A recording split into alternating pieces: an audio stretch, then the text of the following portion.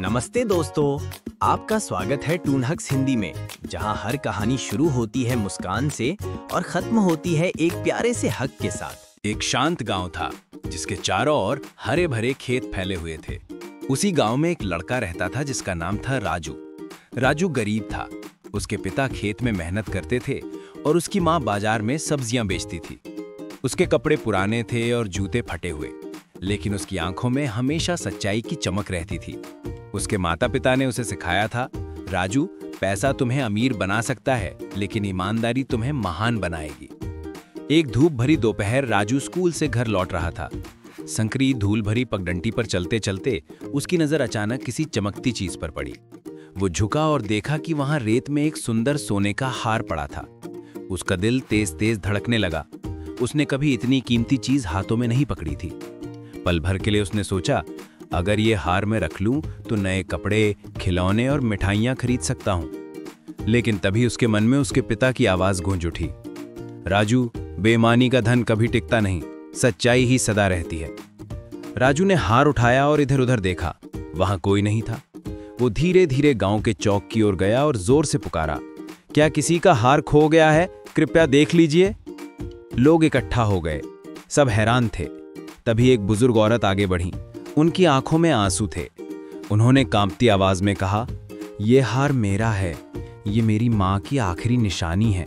मंदिर जाते समय ये कहीं गिर गया था। राजू ने ध्यान से उनकी ओर देखा और फिर धीरे से हार उनके हाथों में रख दिया। वो औरत रोते रोते राजू को गले लगा लिया और बोली, बेटा, तुम इसे बेच सकते थे, लेकिन तुमने सच्चाई चुनी। फिर वो औरत बाजार गई और सबको राजू की ईमानदारी की कहानी सुनाई। ये बात पूरे गांव में फैल गई। कोई उसकी तारीफ करने लगा तो कोई हैरान था कि इतना गरीब बच्चा भी लालच से कैसे बच सकता है। उस शाम गांव के चौपाल में सरपंच ने राजू को बुलाया। सबके सामने सरपंच ने कहा, राजू, आज तुमने साबित कर दिया है कि ईमानदारी सोने से भी ज्यादा कीमती है। हमें तुम पर गर्व है। भीड़ तालियां बजाने लगी और राजू के माता पिता की आंखों से खुशी के आंसू बह निकले। उनके पास देने के लिए धन नहीं था, लेकिन उन्होंने अपने बेटे को सच्चाई का अनमोल तोहफा दिया था, जो उस हार से भी ज्यादा चमकदार था। लेकिन राजू की परीक्षा यहीं खत्म नहीं हुई।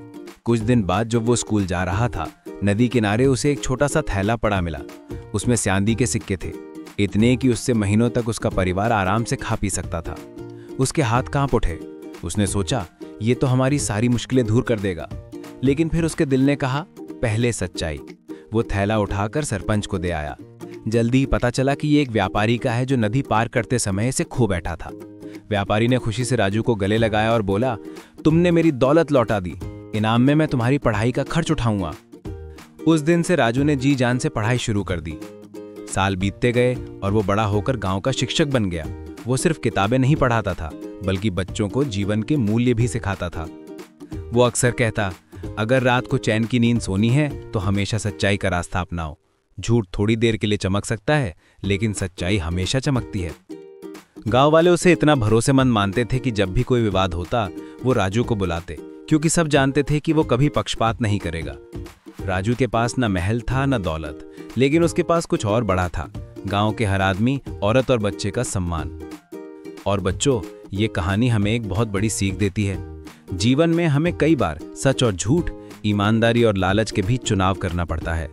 ईमानदारी कभी कभी कठिन लग सकती है, लेकिन अंत में वही शांति, सम्मान और आशीर्वाद देती है। राजू की ईमानदारी ने उसे शिक्षा, भरोसा और प्यार दिया। तो याद रखो, ईमानदारी एक बीज की तरह है।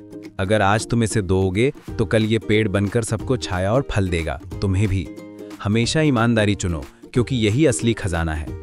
नीति है, ईमानदारी ही सबसे अच्छी नीति है। सच की परीक्षा होती है, लेकिन जीत हमेशा सच की ही होती है। अगर आपको ये कहानी पसंद आई हो तो लाइक, शेयर और सब्सक्राइब करें टून हक्स हिंदी, बच्चों के लिए और भी मजेदार व नैतिक कहानियां पाने के लिए।